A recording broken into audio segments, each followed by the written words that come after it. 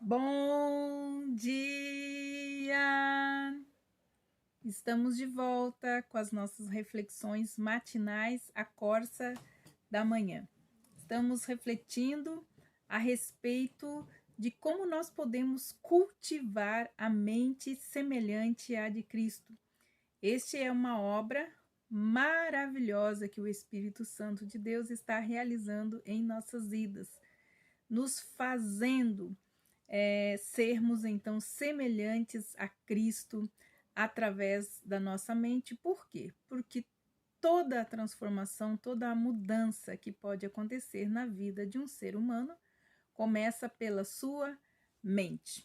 E nós estamos então desafiando vocês a estudarem, a refletirem conosco a respeito das 6 características da mente de Cristo.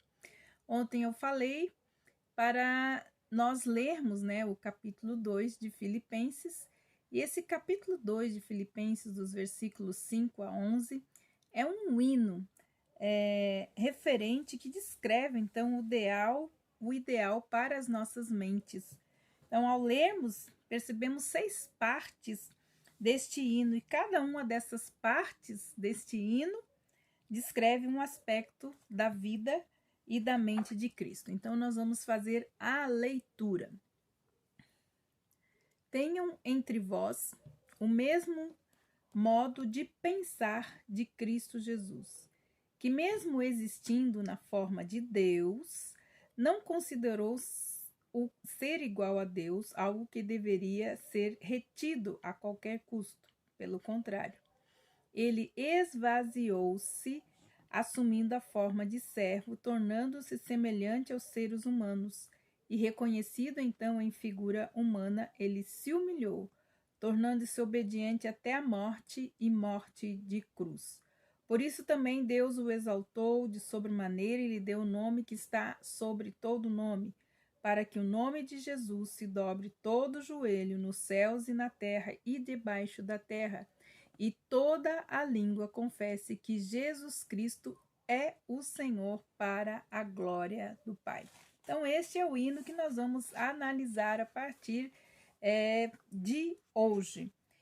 Podemos, então, perceber que cada uma dessas partes está relacionada com aquilo que Deus está fazendo em nossas vidas. Então, o reino, o governo de Deus está se realizando enquanto nós caminhamos em direção à semelhança de Cristo. Então, esta obra interior de Deus, que Deus começa a fazer em nossa mente, será refletida no nosso exterior, na forma como nós vivemos, na forma como nós tomamos posicionamento, as nossas atitudes, as nossas ações e também as nossas reações. Na medida que Deus vai nos conformando à imagem e semelhança do seu Filho, através do Espírito Santo de Deus, nós vamos externando, então, essas semelhanças. E tudo isso começa, então, pela nossa mente. Vamos considerar, então, a partir de hoje, mais detalhadamente, cada parte, então, desse hino de Filipenses, capítulo 2, versículos de 5 a 11, que nos diz assim. Então, hoje nós vamos começar com o versículo 5, que diz assim: tende em vós o mesmo sentimento. Tem outras traduções, como essa que eu li, que diz assim: tem o mesmo pensamento que houve também em Cristo Jesus. Então, essa característica que nós vimos, a primeira característica da semelhança à de Cristo, nós vimos que é a mente viva. Então, os cristãos podem experimentar lutas mentais, como todo ser humano enfrenta, que ocorrem sempre quando os desejos da carne estão em conflito com os desejos do espírito, porque existe uma guerra entre a carne e o espírito. Cristo, ele tem o propósito, Ele veio para nos livrar do domínio do pecado em nossa vida, porque é este pecado que causa tais batalhas em nossa vida. Somente podemos então experimentar uma genuína liberdade, através de Cristo, que é a própria verdade. A palavra de Deus fala: conhecereis a verdade e a verdade vos libertará. E a própria verdade é uma pessoa e essa verdade é Jesus. Então, somente poderemos genuinamente ter liberdade ou termos uma vida espiritual, a vida plena e espiritual, quando estamos então em Cristo. Cristo é a nossa liberdade. A vida não é plenamente espiritual enquanto não formos completamente livres em Cristo Jesus. Deus está agindo para nos conceder vida e liberdade. Então, que esta mente, diz aqui Paulo, né, que esta mente esteja em vocês. Essa mente que também estava em Cristo Jesus. Cristo, ele trabalhou para promover a glória do Pai, por o bem-estar e também a salvação de toda a raça humana. Vejamos então o que tenhamos a mesma disposição mental, o mesmo sentimento, o mesmo pensamento que houve também em Cristo Jesus. Primeira coisa que nós percebemos aqui neste hino, ele sempre foi humilde, como nós falamos, amoroso, paciente e trabalhoso. Sua comida sempre foi fazer a vontade do nosso Pai e terminar o trabalho, quer dizer, tudo aquilo que o Pai pede que ele faça, ele sempre começa e ele termina. Nós podemos ver, então, em 1 Pedro, capítulo 2, versículo 21, algo muito importante. Diz assim, sobre um chamado: para isso vocês também foram chamados, pois também Cristo sofreu no lugar de vocês, deixando-lhes o exemplo para que sigam os seus passos.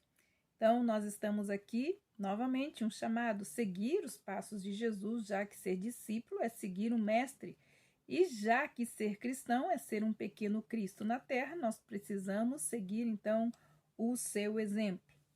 Precisamos seguir os seus passos para vivermos, então, em liberdade, porque a liberdade verdadeira está em Cristo Jesus. O que nós precisamos fazer? Nós precisamos romper com o pecado para sermos livres verdadeiramente. 1 Pedro, capítulo 4, versículo 1 diz assim: portanto, uma vez que Cristo sofreu corporalmente, armem-se do mesmo pensamento, pois aquele que sofreu em seu corpo rompeu com o pecado. 1 João 2,6 nos diz: aquele que afirma que permanece nele deve andar como ele andou. Então, esse é o chamado primeiro de todo o cristão: viver a sua vida espiritual em liberdade. E liberdade nós só encontramos em Cristo.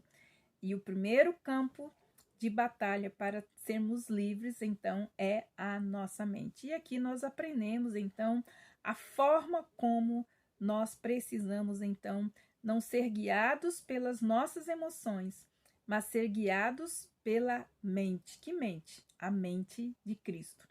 Aprendamos com ele. Então, ter uma mesma atitude, uma disposição mental, um temperamento mental igual o de Cristo. Que Deus abençoe você e amanhã nós voltamos com a nossa reflexão matinal a respeito, então, da mente de Cristo. Que Deus abençoe você e até amanhã com as nossas reflexões matinais, a Corsa da Manhã.